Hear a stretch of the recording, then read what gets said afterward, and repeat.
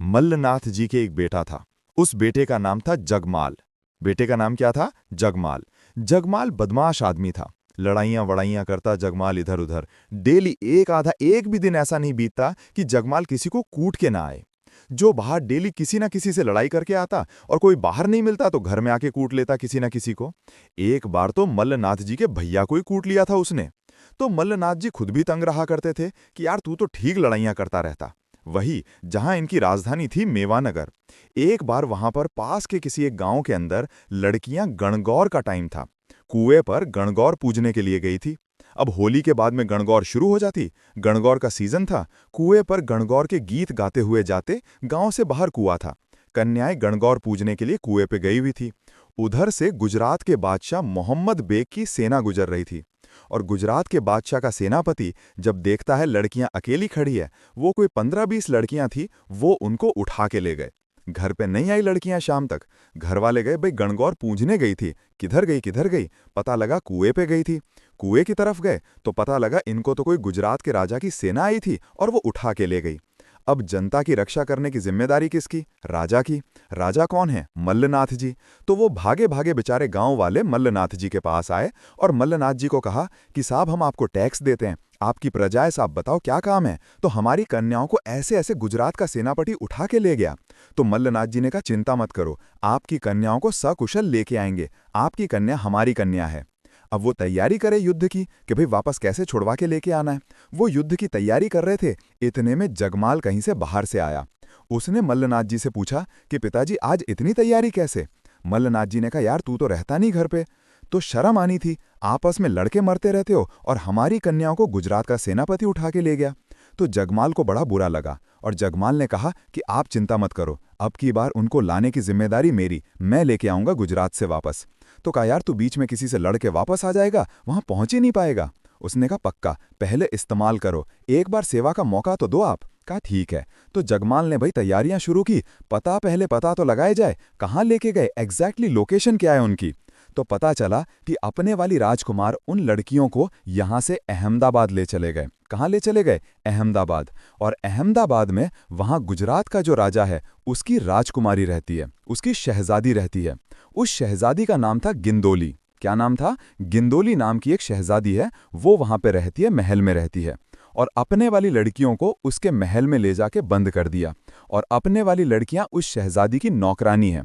शहजादी के दिन में जी में आता है कि मेरे यहाँ पे शैम्पू कर दो बालों में, तो बाद में वो शैम्पू करती है, उसकी काम करती रहती है उसका। तो कहा कि चलो, तो गुजरात के राजा की शहजादी गिंदोली जहाँ पे रहती है उसके महल पर आक्रमण करेंगे और महल से उन कन्याओं को लेके आएंगे, अपनी बहनों को लेके आएंगे। किसी ने कहा दिमाग खराब है तुम्हारा, वो गुजरात की शहजादी का महल है, तो तुम सोचिए कि उसके महल के बाहर सिक्योरिटी कितनी टाइट रही होगी। और वहां यदि गए ना तो एक एक आदमी देश के काम आ जाएगा, मार देंगे गुजरात वाले पकड़ पकड़ के। और ऐसे कैसे हमला कर सकते हो गुजरात के राजा की शहजादी के महल के ऊपर तुम? तो कहा फिर कैसे आ जाएं? तो कहा पता लगाओ बाहर कब आती है वो लड़कियां। जब बाहर आएं तब वहां से किसी चाल से उठाने का प्रयास करो। पता लगाया और सूचनाएं जुटाई तो पता चला कि उस महल से थोड़ा दूर, अहमदाबाद से थोड़ा बाहर की तरफ, एक पीर बाबा की दरगाह है। पीर बाबा होते हैं संत, सूफी संत। जो पीर बाबा की दरगाह है, उस दरगाह पे हर शुक्रवार को जुम्मे के जुम्मे शहजादी पूजा करने के लिए आती है। और जब पूजा करने के लिए आती है तब उसके साथ सिक्योरिटी नहीं रहती, भगवान के घर में किस बात की सुरक्षा। और जब पूजा करने के लिए आती है तब अपने वाली लड़कियां उसके साथ नौकरानी बन के आती हैं, वहां से उनको उठाया जा सकता है। तो कहा ठीक है। अपने राजस्थान में सबसे अच्छे घोड़े यदि कहीं के माने गए तो मालानी। सबसे अच्छे घोड़े कहाँ से माने गए? मालानी के घोड़े बहुत अच्छे थे। दूर दूर से लोग मालानी के घोड़े खरीदने के लिए आते और यहाँ के लोग दूर दूर तक घोड़े बेचने के लिए जाते। जगमाल अपने साथ 10-15 साथियों की एक टीम बनाता है, हट्टे कट्टे दोस्त लिए, हट्टे कट्टे घोड़े लिए एकदम।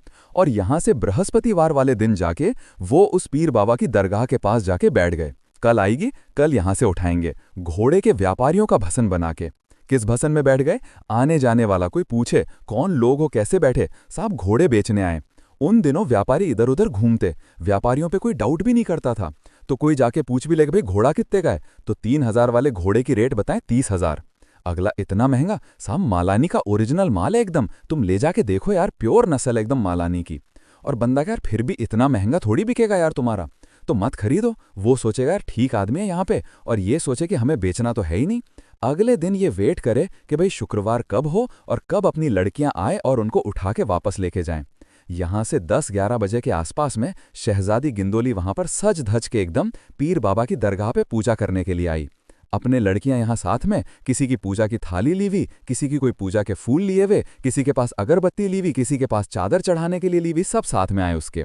जैसी पीर बाबा की दरगाह पे पहुंची, उन अपने जगमाल के साथ के जो भी लोग थे उन्होंने लड़कियों को पहचान लिया। लड़कियों ने भी पहचान लिया, भाई हमारे इलाके के लोगों को तो पहचानती हूँ, गांव के लोगों को। उन लड़कियों ने कहा भाग के आ जाओ। लड़कियां आई, सबको घोड़ों पे बिठाया और वहां से निकल गए। जगमाल गिंदोली को बिठा लेता, भाई हॉस्टेज हॉस्टेज है ना। इनको एक बात बता दी, गुजरात की सेना पीछा तो करेगी, और गुजरात की सेना पीछा करेगी तो 15 तो मर जाएंगे, बचा कैसे पाएंगे। तो यदि गुजरात की सेना पीछा करती है और अपने को मारने का प्रयास करती है तो अपने कह देंगे, यदि किसी ने पास आने का प्रयास किया तो शहजादी गिंदोली को उड़ा दिया जाएगा। तो शहजादी गिंदोली को ले जाओ और हमारी 15 लड़कियां दे दो। तो ये किसको उठा के ले आए वहां से? शहजादी गिंदोली। पर ये तो तेज गति से घोड़े, शानदार घोड़े थे। गुजरात की सेना को टाइम ही नहीं मिला। जब तक उनको पता चलता वो पीछा करते, तब तक ये मेवानगर थे। गुजरात की सेना से बहुत आगे मेवानगर पहुंच गए। उन कन्याओं को उनके घरों में भेजा गया। पूरे मेवानगर के अंदर खुशियां मनाई गई, पूरे मारवाड़ में खुशियां मनाई गई। घी घी के दिए जले, जगमाल की जय जयकार हुई। साहब जगमाल लड़कियों को वापस लेके आ गया। गिंदोली का एक कैंप बनाया अलग से, गिंदोली को वहां छोड़ दिया कि भाई इसके पिताजी पीछे आते ही होंगे तो इसको वापस भेजना ही है। इतने में गुजरात का सेनापति पीछे से ही था। गुजरात का सेनापति आके उसने कहा, क्या तरीका है, तुम गिंदोली को कैसे उठा के ला सकते हो? साहब हम तो नहीं लाते तुम्हारी गिंदोली को, पर तुम ही पहले हमारी कन्याओं को उठा के ले गए थे और हमने तो बदला लिया वापस, और वो भी हम तो इसको वापस सौंप देंगे। हम केवल इसलिए लाए थे कि हॉस्टेज चाहिए था हमें कोई ना कोई, कि वरना तुम पीछा करते और कहीं पकड़ लेते तो हमारी दिक्कत हो जाती। हम तुम्हारी गिंदोली को वापस भेजने के लिए तैयार हैं। तो सेनापति ने कहा ठीक है, भेजो, शहजादी को भेजो। तो शहजादी के कैंप में मैसेज किया गया कि शहजादी गिंदोली, तुम्हारे पिता के सेनापति तुम्हें लेने के लिए आए हैं और तुम उनके साथ जाओ। और शहजादी गिंदोली को अहमदाबाद से मेवानगर आते आते जगमाल से बेपनाह मोहब्बत हो गई। शहजादी गिंदोली ने वापस जाने से मना हुआ। क्या था कि जब वो अहमदाबाद के महल में अपने वाली लड़कियों के साथ में रह रही थी, तो अपने वाली लड़कियां उस गिंदोली को दिन में 2-3 बार कह देती, बार बार उसको याद दिलाती कि कितने दिन तक हमें इस महल में बंधक बना के रखोगी शहजादी, हमारा भाई जगमाल आएगा और हमें यहां से छुड़ाकर। और उसने कहा, अरे तुम भोली हो, मेरे पिता गुजरात के सुल्तान हैं, मैं शहजादी हूं, हमारे इस महल पर यदि परिंदा भी पर मारे तो उसके पर काट दें हम। और लड़कियां वापस करती, शहजादी तुम भी हमारे भाई जगमाल को जानती नहीं हो, पक्का हमारा भाई जगमाल आएगा और हमें यहां से उठाकर। तो उसके दिमाग में जगमाल की एक इमेज तो थी, जगमाल नाम का कोई एक बंदा, और ये लड़कियां उसके इतना ट्रस्ट करती है कि पक्का आएगा। और वो जैसे उसको पता चला कि ये जगमाल ही उठाने के लिए आ गया, और जगमाल जब उसको पकड़ के उठा लेता है तो लगा यार आदमी है तो बाहर। तो गिंदोली यूं मन ही मन सोच के आई थी कि अब अपने को वापस आना है। गिंदोली ने कहा मैं नहीं जा रही। तो जगो आगे क्यों गिंदोली तो मना कर रही है जाने से, क्यों? तो जगमाल गया बातचीत करने के लिए। वैसे शहजादी, हम तुम्हें केवल इसलिए लेके आए थे कि तुम्हारे पिता के सैनिक जब पीछा करें तो हमारे पास में तुम एक बंधक के रूप में रहो, बाकी हम तुम्हारा क्या करेंगे, तुम जाओ तुम्हारे वहां पे। डोली ने कहा अब नहीं जाया जा सकता, अब तो जीना यहां तेरे सिवा जाना कहां, अब यहीं रहना। जगमाल ने ऊंच नीच समझाई सारी कि तुम अलग धर्म की, मैं अलग धर्म का, हमारी मजहब अलग है, हमारी कल्चर अलग है, हम दोनों साथ में नहीं रह सकते, क्या मतलब है? उसने कहा कि मोहब्बत ये सब चीजें कहाँ देखे ना, प्यार में चीजें नहीं देखी जाती। तो बाद में जगमाल गिंदोली से यहाँ पर शादी कर लेता है।